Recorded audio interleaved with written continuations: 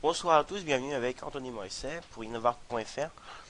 Aujourd'hui, je vais vous présenter sur comment créer un rendu HDR sur une image avec Photoshop, bien sûr, comme d'habitude. Voilà. Donc, sans plus attendre, on va lancer Photoshop. Donc, pour cet exercice, vous pouvez choisir n'importe quelle photo libre ou qui vous appartient. Moi, j'ai pris un paysage, voilà, celui-là. Donc bien sûr non retouché si possible, hein, évitez quand même parce que pour le rendu de suite ça va être compliqué. Donc vous allez débloquer le calque d'arrière-plan qui a été lock par défaut sur Photoshop. Vous allez aller dans... Attendez, je vais essayer d'essayer quelque chose comme photographie, voilà. Et donc vous allez aller dans Images. On va commencer direct, hein, Images, Réglages et Virage HDR. Oui, aplatissez le document. Très bien, donc nous voici dans le menu HDR. Donc ici vous allez pouvoir régler tous les détails pour rendre votre, euh, pardon, votre image HDR. Voilà, donc 8 Dynamic Revenge. Donc si j'augmente le rayon, vous voyez, ça va donner ça. Ah, ouais, ça bug aussi parce que là, ouf truc. Oui, alors, attendez, là il faut qu'il calcule en même temps. Parce que quand vous avez un PC, même un PC puissant, tant qu'il calcule les choses, etc., c'est compliqué. Voilà, ça a donné tout ça pour ça en fait, ça servait à rien. Alors donc vous retournez dans le virage HDR pour ceux qui auraient quitté. Voilà, on va baisser un peu l'intensité, on va augmenter un peu le gamma, augmenter c'est par là, et vous augmentez un tout petit peu. On va le mettre à 1,60, allez, même 1,70. Vous allez mettre une exposition, alors pas trop forte si possible. Voilà, 0,40. Vous allez mettre des détails. Donc là, si je vais là, j'en mets moins. Et là, si je mets à fond, voilà, on verra largement le détail, quoi. Et ici, c'est vraiment énorme, quoi. Donc pas en mettre trop non plus. Faut savoir, voilà, savoir faire la part des choses. Donc je vais mettre à 125 à peu près. Les tons foncés, je peux les augmenter. Tout doucement, bien sûr, à chaque fois. Je vais mettre à 30. Et le sélecteur, je vais pouvoir baisser. Donc, pour rendre un côté un peu moins, enfin un peu plus foncé pour la photo vu que c'est dans le noir. Et si je mets à fond, regarde, ça fait. On se croit en pleine journée. Si je mets là ça fait moche. Donc non, voilà. Alors, donc je vais même mettre un peu plus. Voilà, comme ça.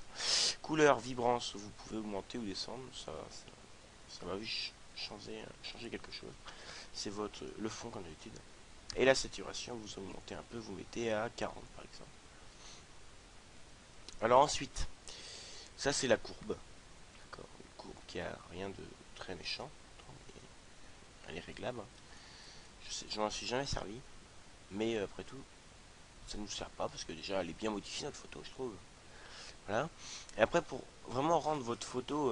Attendez, il va charger. Voilà, il a chargé, c'est bon. Après, pour rajouter des petits détails sur votre photo, par exemple, je sais pas, vous voulez mettre des motifs. Vous allez dans motifs. Pour rajouter vraiment un tas de trucs. C'est assez impressionnant.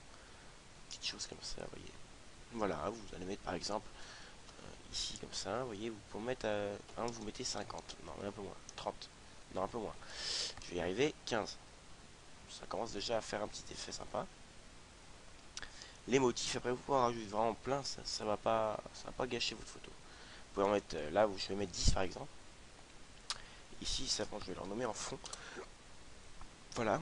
Et après, par exemple, je peux mettre par exemple mon nom, je peux mettre plein de trucs, je peux mettre,